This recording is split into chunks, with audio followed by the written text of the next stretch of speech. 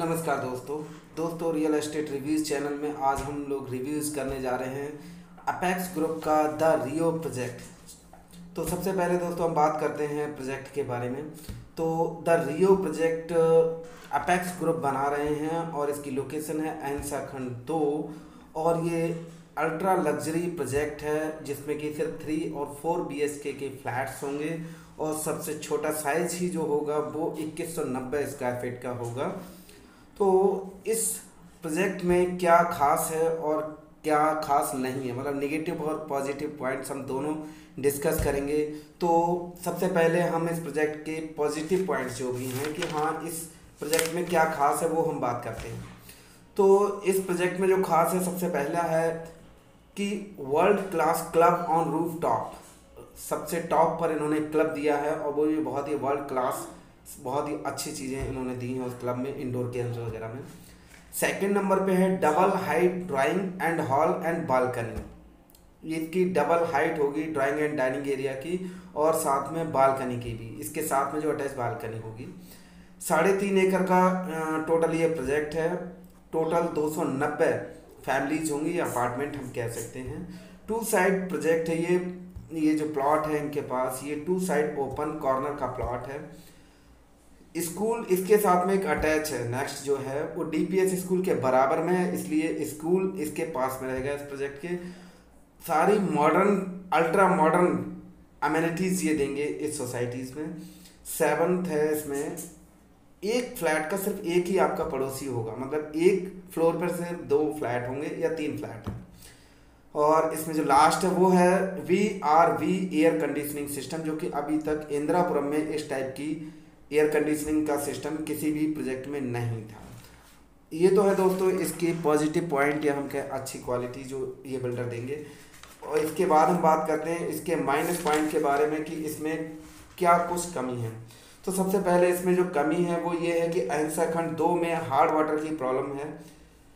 Second है कि DPS school की वजह से रोड हमेशा खराब रहता है और रीज़न है इसका कि वाटर ड्रेनेज का जो सिस्टम है वो यहाँ पर ठीक नहीं है। जब भी रोड ठीक की जाती है वो वाटर ड्रेनेज की वजह से दोबारा से वही प्रॉब्लम हो जाती है, रोड ख़राब हो जाता है।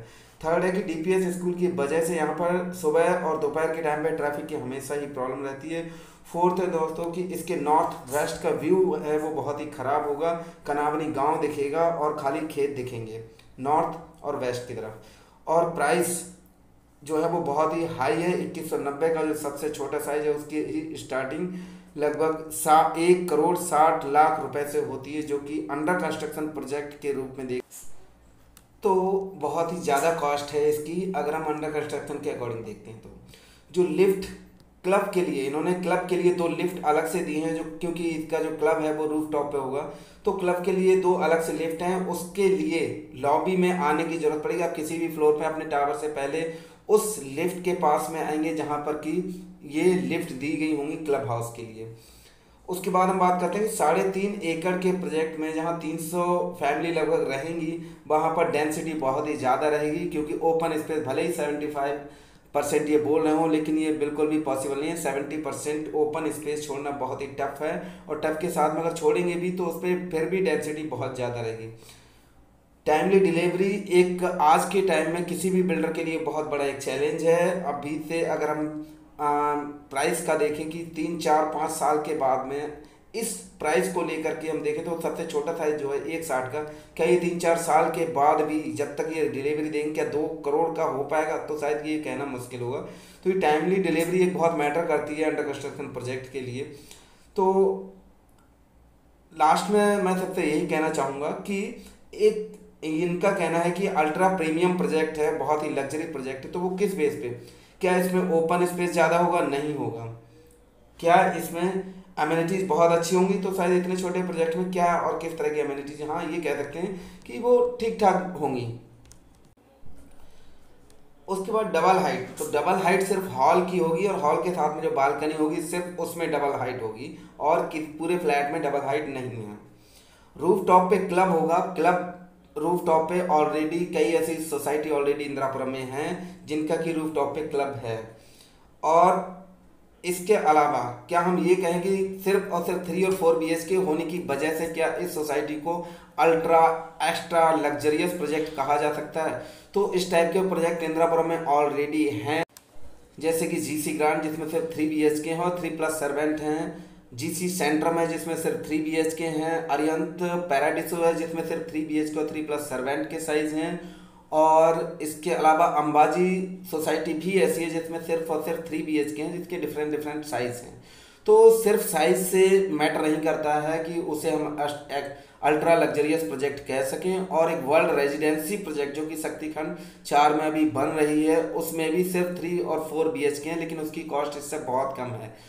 अब हम बात करते हैं दोस्तों, क्या एक्स्ट्रा लग्जरियस प्रोजेक्ट के नाम पर ये सिर्फ और सिर्फ कस्टमर्स को बेवकूफ़ बनाना की एक तरीका है और कुछ नहीं, क्योंकि एक साइकोलॉजी होती है कि हाँ जितनी महंगी चीज़ लोगे आप उतनी ही अच्छी होगी, उतनी ही क्वालिटी होगी। ये साइकोलॉजिकल लोगों के दिमाग में भरा हुआ है और ख़ास तौर पे इंडियंस के।